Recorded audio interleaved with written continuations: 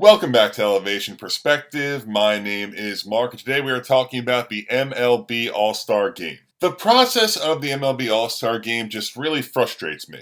It starts with the fans voting who the starters are.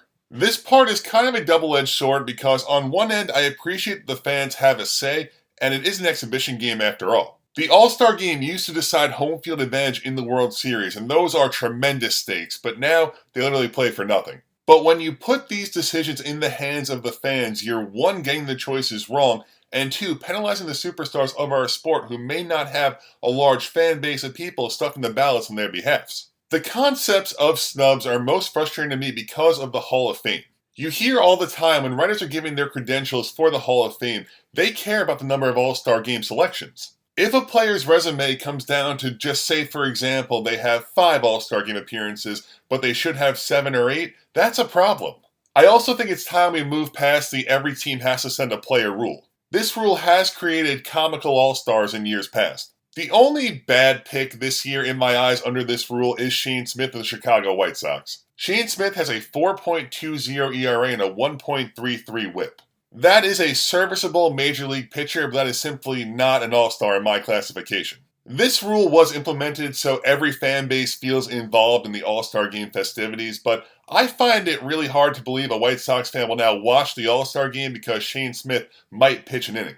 The MLB All Star Game is supposed to be a spectacle of the game's stars. It should be used as an endorsement for the sport to attract new fans and get more eyes on the product. And by using the fan vote and forcing a player on every team to be on these rosters, you are sacrificing and missing out on a lot of the game's true stars. There are always going to be snubs to some degree strictly because of the amount of roster spots available, but we can do better than we're doing. There are a few bad snubs this year, but number one in my eyes is Juan Soto of the New York Mets. Again, one of the biggest stars in the sport in the New York market on the biggest contract in baseball. Soto is batting .263 with 21 home runs, 51 runs batted in, and 10 stolen bases with a .904 OPS. Just a crazy stat I saw on Twitter today. Shout out Greg Harvey for the information. Only 7 players in MLB history have recorded at least 20 home runs, 70 walks, 15 doubles, and 10 stolen bases prior to the All-Star break in a season. Of those 7 players, Juan Soto would be the only one to not make the All-Star game.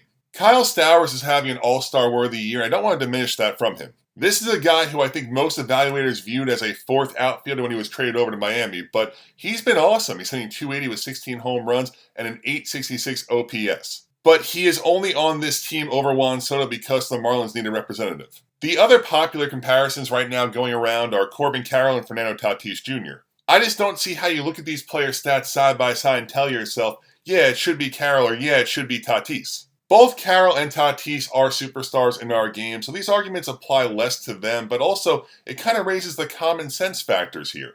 Why would a player with worse stats in almost every category get put in over a player with superior stats?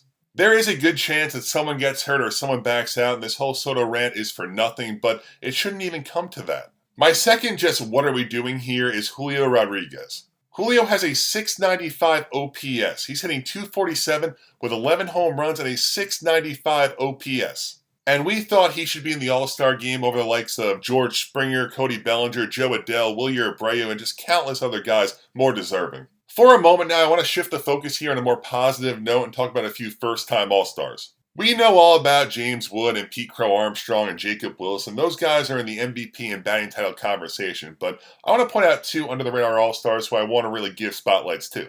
First up here, Jonathan Aranda for the Tampa Bay Rays has been tremendous. This is a guy who had great career minor league numbers and finally got an opportunity here with Tampa in his age 27 season.